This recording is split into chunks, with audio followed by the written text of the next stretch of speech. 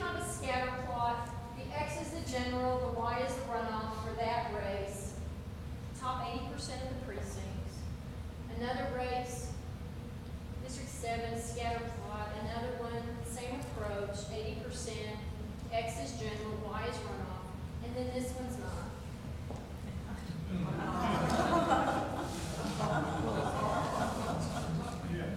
It's a straight line with an R squared of 0.98. I was an engineer at Motorola and Advanced Micro Devices for 17 years. And I've shut down $1 billion semiconductor factory with data less correlated than that. My engineering eye knew what I was looking at. Okay? This told me there was a program. There was a 2-to-1 program that targeted a percent in each of those precincts. And that's why we think they had to round up to get those number of ballots and names not matching. Okay? This said a program in my mind. So in our lawsuit, we said, okay, we want the audit logs of the main counting computer at the county. Because remember, all those cards come to one location. We think there was a program somehow got on that computer. And that computer is a standalone computer. It's not hooked to the internet, supposedly. So you got to touch it. You got to have a touch point somewhere. Where did that happen? This told me something went on at the computer. Because we don't have a tape, right? And we don't have a ballot image. All we have is what the computer said we voted, and I've got a straight line. Now, it doesn't work that way. Okay, so remember, your vote goes on to the machine, goes on to the memory card. The memory card goes to what's called the tally main computer. We wanted the audit logs of that main computer. And an audit log is a time date stamp of everything that happens on that computer, and they're supposed to keep that. Well, and Travis County did, and they gave it to us. And what we found was shocking. 9 times on election night, corruption errors of memory cards. Invalid, corrupt mobile ballot box started at noon, about 12:30, went all the way through election night till about 9:30, 10 o'clock.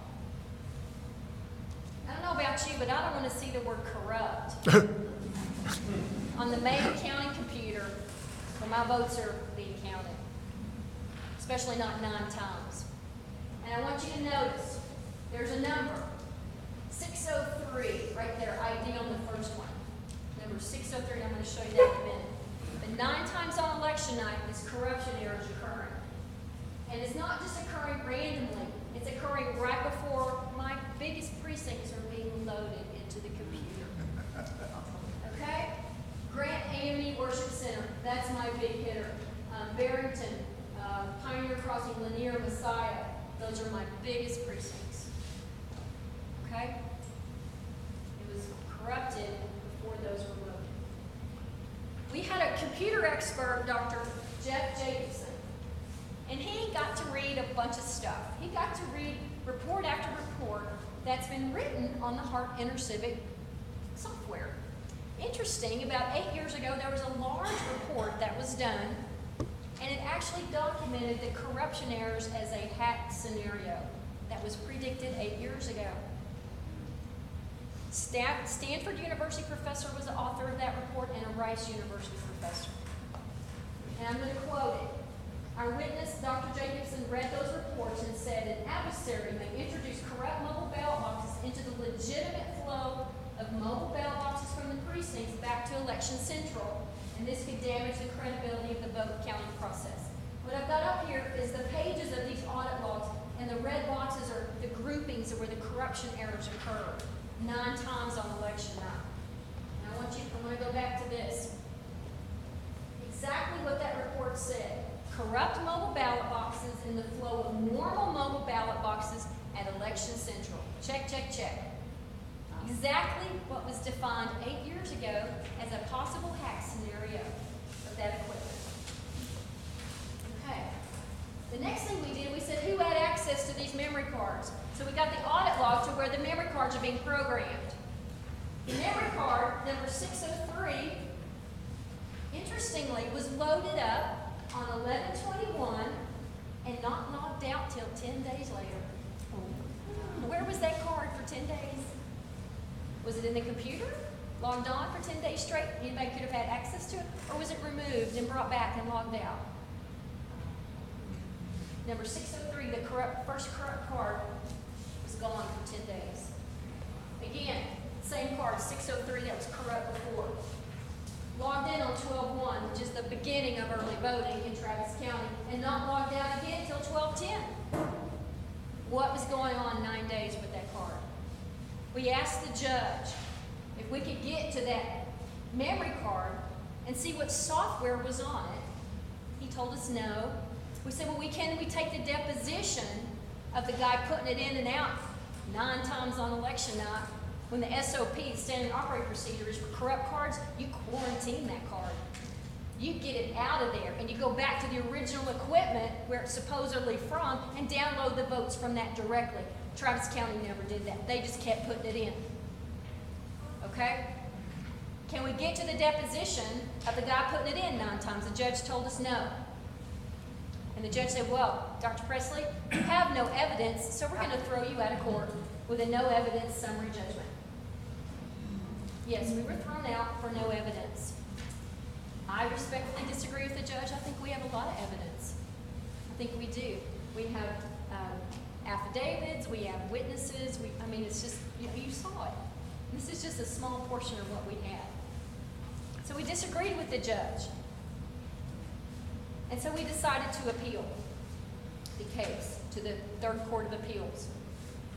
We were then sanctioned by our opponents filed a sanctions motion, and there was a deal on the table that if we would not appeal, they would not pursue the sanctions. We were sanctioned almost $100,000, $40,000 for me, $50,000 for my lawyer for a frivolous lawsuit. Yes, almost $100,000. It's shocking what you have to do to tell the truth in this state with regarding elections. It was said in the courtroom they wanted the sanctions to be so high so that no candidate ever again would bring a challenge to these voting machines again in the state of Texas. And that's in the transcript. And we said, whatever. We've got to do the right thing. And so we did pursue the appeal. So we're in the appeal process right now. We are. The Third Court of Appeals is the court hearing our case. We have 3 judges, very conservative judges, very good judges. We suspect that's why our opponent didn't want us to appeal. And we had oral arguments about 2 months ago. And it's interesting, the briefs are very expensive. You file your brief, your opponent files theirs.